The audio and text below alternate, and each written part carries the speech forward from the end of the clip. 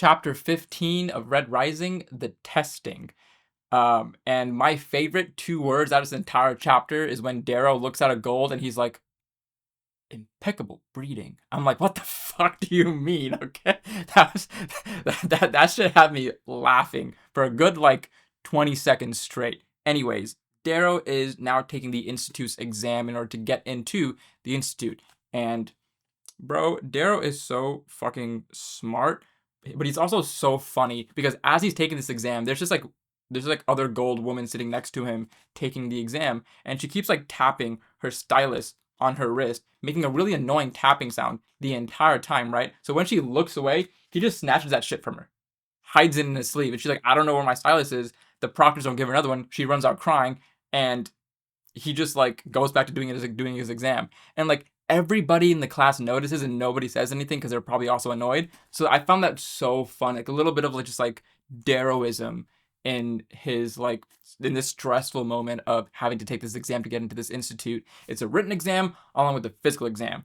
And they put him through all sorts of tests. They had to modify and make the tests difficult in many ways to keep up with his level of dexterity, intelligence, strength, motion sickness resistance, because he was used to be in a mining drill, and they literally could not give him any level of motion sickness like simulation to make him vomit.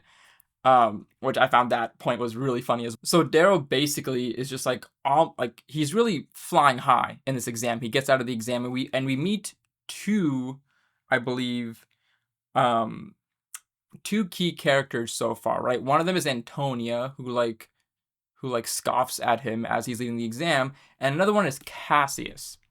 And Cassius is the son of a praetor Bellona, and Cassius is trying to be all like buddy buddy up to Darrow. Essentially, has to make sure that he is doing the right like interaction. Essentially, he doesn't want to give anything away. And this Cassius guy looks to be very aggressively friendly, very aggressively intelligent as well. Um, but their conversation really is just like very loose. And Darrow goes into the locker room. He's getting changed and stuff, and he hears somebody humming the song that Io was humming when she was sentenced to be hanged. And he goes and finds the person who's humming it, and it turns out it's the woman who was on the horse who had mocked him from a couple of chapters previously. Now, isn't that about a bitch?